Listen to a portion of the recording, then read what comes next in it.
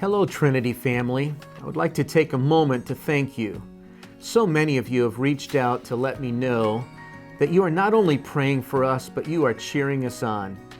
There have been several memorable opportunities for me to meet you at a local restaurant or just out and about in the community.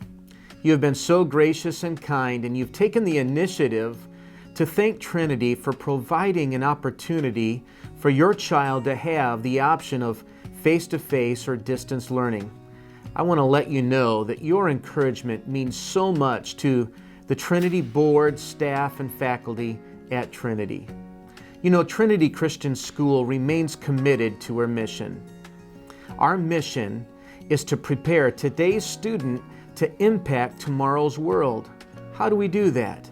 By educating minds for cultural engagement, equipping hearts for character development, and empowering hands for compassionate service. One core distinctive at Trinity Christian School is that we are committed to being a Christ-centered culture. Although our families come from a variety of church affiliations, we are unified by the person of Jesus and the mission of the school. The foundation for the vision and the mission of Trinity is the Bible. We value faith that is based on the personal, intimate, and authentic relationship with Jesus Christ. You know, Colossians 1 says, "He is the image of the invisible God, the firstborn of all creation. For by him all things were created, in heaven and on earth, visible and invisible, whether thrones or dominions or rulers or authorities. All things were created through him and for him. And he is before all things, and in him all things hold together. And he is the head of the body, the church. He is the beginning and the firstborn from the dead, that in everything he might be preeminent." As a Christ-centered school, we believe it is essential that we are completely transparent with you in regard to current COVID-19 cases. Since my last video, we have had to quarantine 13 students plus their siblings as the result of a positive test. Friends, let's continue to be steadfast in our commitment to practice strategies that are proven to mitigate the spread of this virus. I would like to report that all of our students who have had to quarantine as a result of a positive case had limited sickness and have come back to school completely healthy. Thanks be to God. You know, we continue to clean our campus regularly. We continue to educate our students on how to wash their hands, create social distance, and wear their mask. We have hired a couple who will come in and clean the entire campus on the weekends using an electrostatic sprayer. Electrostatic spray surface cleaning is the process of spraying an electrostatically charged mist onto surfaces and objects. Electrostatic spray uses a specialized solution that is combined with air and atomized by an electrode inside the sprayer. Subsequently, the spray contains positively charged particles that are able to aggressively adhere to surfaces and objects. Because the particles in the spray are positively charged, they cling to and coat any surface they're aimed at.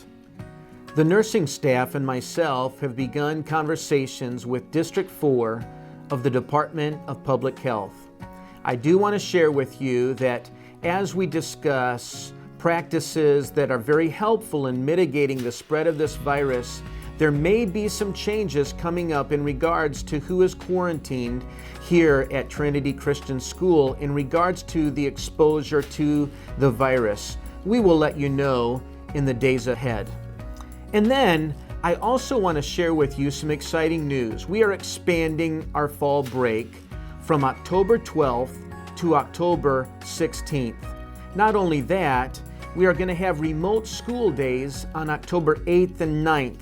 That is the Thursday and Friday before the fall break. That'll give our teachers a chance to have a couple of work days and really enjoy a full week of rest for fall break. Listen, our families, our students, our teachers, staff, and faculty have worked really hard, and so we want to reward them with a good, solid week of rest. Also, it'll provide us an opportunity for the entire school campus to have 12 days of social distancing. What a wonderful blessing that will be. Finally, let me share with you that I am well aware that we have a variety of opinions on how we should handle the COVID crisis. It is a global pandemic, and we have views from one extreme to the other. The question is, how should we as the people of God respond? I think we can have a balanced perspective. One is this: let's love our neighbor. Let's be sure that we are respectful of those who are around us. Let's put into practices that we believe are just sound and wise counsel. On the other hand, I believe as the people of God, we can be a people of courage and boldness. I believe that we don't have to live in fear or anxiety, but God is with us. I heard a story the other day from one of my favorite authors, Philip Yancey, in a book he wrote called The Question That Never Goes Away. It was about John Marks, who was the producer for television's 60 Minutes. He went on a 2-year quest to investigate evangelicals, the group that he had grown up among and later rejected. He wrote a book about the quest called Reasons to Believe, one man's journey among evangelicals and the faith he left behind. The church's response to Hurricane Katrina turned the corner for him and became the key reason to believe. One Baptist church in Baton Rouge fed 16,000 people a day for weeks. Another housed 700 homeless evacuees. Years after the hurricane, and long after federal assistance had dried up, a network of churches in surrounding states was still sending regular teams to help rebuild houses. Most impressively to Marks, all these church efforts crossed racial lines and barriers in the Deep South. As one worker told him, we had whites and blacks, Hispanics, and Vietnamese and good old Cajuns. We just tried to say, hey, let's help people. This is our state. We'll let everyone else sort out all that other stuff. We've got to cook some rice.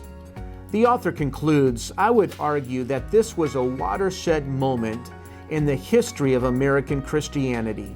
Nothing spoke more eloquently to believers and to non-believers who were paying attention than the success of a population of believing volunteers measured against the massive and near total collapse of the secular government efforts. The storm laid bare an unmistakable truth. More and more Christians have decided that the only way to reconquer America is through service. The faith no longer travels by word, it moves by deed. You know, Paul says in Philippians 4, finally, brothers and sisters, whatever is true, whatever is worthy of respect, whatever is just, whatever is pure, whatever is lovely, whatever is commendable, if something is excellent or praiseworthy, think about these things. And what you learned and received and heard and saw in me, do these things, and the God of peace will be with you. I want to thank you personally for being a part of the mission of Trinity Christian School.